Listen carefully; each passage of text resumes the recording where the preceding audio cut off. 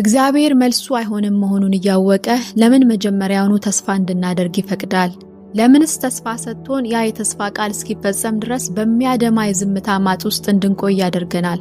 ዛሬ ብዙዎቻችን ጮክ ብለን ለመጠየቅ የምንፈራውን ግን በዝምታ የምንሰቃይበትን ጉዳይ አብረን እንፈትሻለን።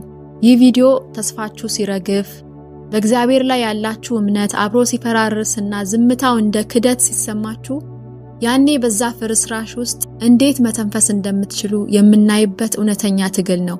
ከራሴ ስብራት፣ ከአባቴ ጦርነት ቀጠና ምስክርነትና አብርሃም በዝምታ ውስጥ ከጸናበት የሮሜ 4 እና 5 እውነት በመነሳት ያ የሚጨፈልቅ መከራ ወደማያሳፍር ተስፋ እንዴት እንደሚመራን አብረን እናያለን። ከዓመታት በፊት ለአንድ ጉዳይ ለወራት ጸለይኩ። ተራ ጸሎት አልነበረም፣ በጾምና በለቅሶ የታጀበ እንጂ። አምላክ ሆይ ፍቃድህ ካልሆነ አሁኑኑ አስቆመኝ፣ ባልጀመርከው ነገር ላይ ተስፋ እንዳላደርግ ብዬ ተማጸንኩት። እርሱ ግን አላስቆመኝም። ስለዚህ ቀጠልኩ፣ ፈቅዷል ብዬ አመንኩ። በዚያ ተስፋ ላይም ትልልቅ ህልሞችን ገነባው። ከዚያ ግን መልሱ መጣ፣ አይሆንም፣ አልተሳካም የሚል። ያኔ ነው የተሰበርኩት።